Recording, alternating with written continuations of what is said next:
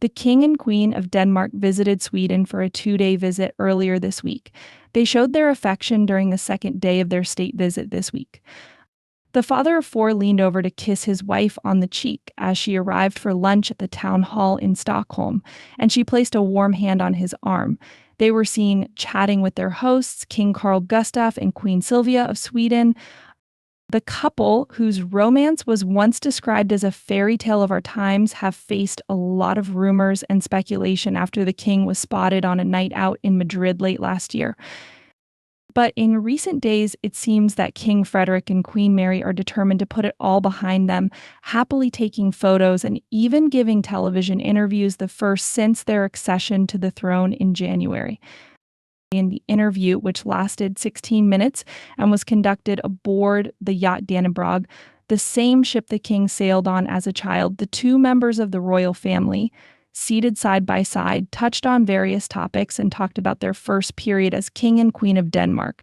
The king began with childhood memories aboard the Dannebrog, in which he and his brother Joachim loved to watch the crew at close quarters. As children, they would run around the deck together with the staff, cleaning the copper and scrubbing the deck.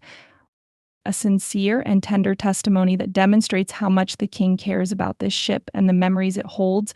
It is a great joy to come aboard the Dannebrog. It's something special. It makes me feel like I'm really at the helm and I feel safe and secure. Instead, the queen delved into memories of the many moments she spent with her family on the yacht, recalling how on a hot summer day she had fun with her children, jumping into the deep blue water from the ship's ramp for the first time. What the king and queen also spoke about the emotions they felt on Jan 14, the day of the proclamation. We believe we are off to a good start, also because of the support and warmth we feel everywhere, the queen said. Among the many memories of that historic day, Mary chooses one that will forever remain in her heart. I was with the boys in the throne room as Frederick was about to step out onto the balcony to meet his fate, and I was greeted with warmth and joy. We could hear everything that was going on outside, though we could see nothing. It was wonderful, and I was so happy and proud. Even King Frederick doesn't hide the emotion of those moments. It was very emotional. I felt welcomed. Maybe the highlight was when I went out on the balcony and the guys were walking right behind me, and in front of me the Danes were applauding and waving. One of the most powerful experiences of my life. Talking about her work during these months of her reign, the queen admitted that it was overwhelming. Everything is new. There have been a lot of changes and we've made some decisions, big and small. We are still in a transitional phase that will come sooner or later. None of this can happen in an instant. Even King Frederick, despite having prepared for this all his life, working closely with his mother, Queen Margaret, admits to a journalist that he is never really ready for such a role, and suddenly being head of state is not as easy as it seems. There are many new things that are at the same time familiar to me. For me, there's the Council of State. There are hearings. Those tasks are part of my responsibilities, but they are new. I have taken on my role with humility, but also with dedication. And then, looking ahead, the royals demonstrated a shared interest by stating their desire to protect nature, history, culture, and tradition while looking to the future.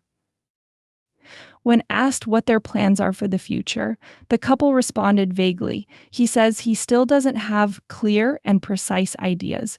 We haven't indicated the exact path, but we have given a good direction to our kingdom. We will continue to follow the path we have taken. Our interest is in nature, society, and business. We want to be a royal couple, visible and present throughout Denmark. And this goal will become a reality during the next summer cruise with visits to Greenland and the Faroe Islands. King Frederick of Denmark met Mary Donaldson in a pub in Sydney during the 2000 Olympic Games. Mary was an advertising manager in the city, and Frederick of Denmark was the future king of Denmark who had come to support the Danish sailing team.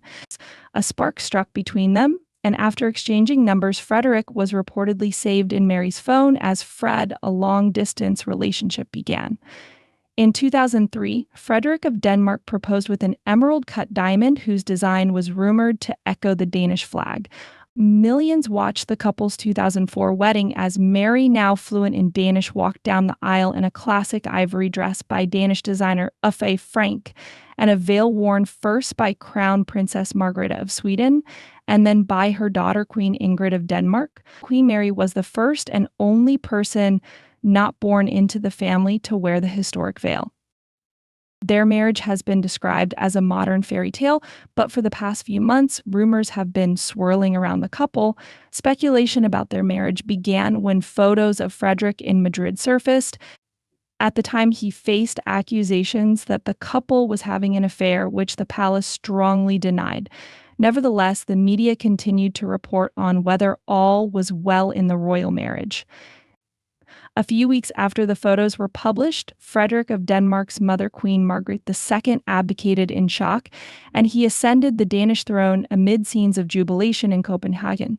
Spectators around the world, from Copenhagen to Australia and Scotland, were on edge during the ceremony. Tasmanian Prime Minister Jeremy Rockliff described Mary's demonstrated humility, grace, and kindness as her superpowers. I look forward to seeing the next generation and the Tasmanian-born Queen of Tasmania lead the future of Denmark. However, the rumor mill was not about to slow down.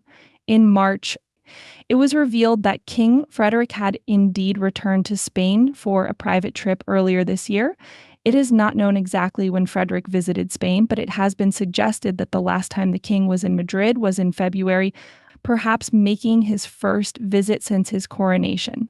After that, Mary appeared alone in public several times, while the couple looked tense in photos from a ski trip in Verbier. However, in recent weeks, they have shown that their marriage is stronger than ever.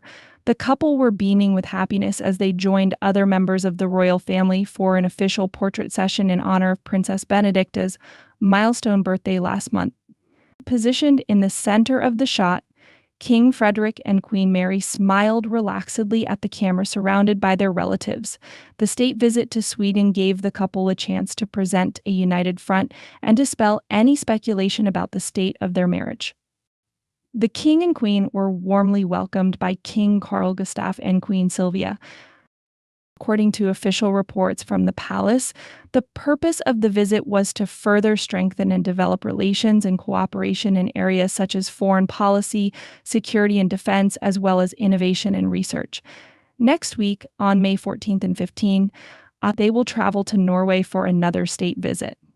A commitment that feels more like a fun trip in which the Danish couple will be guests of friends from the Nordic countries with whom they have always had a special bond. We feel comfortable in Scandinavia. We are not just members of the royal family, but family. Our children have become friends. We have a great relationship, very casual when we meet King Frederick, confirmed. On May 20th, the couple will take part in the annual Royal Run Marathon, while King Frederick's 56th birthday will be celebrated on May 26th, but the summer program is not over yet. In mid-June, the royal family will once again sail on the royal yacht to Greenland and the Faroe Islands.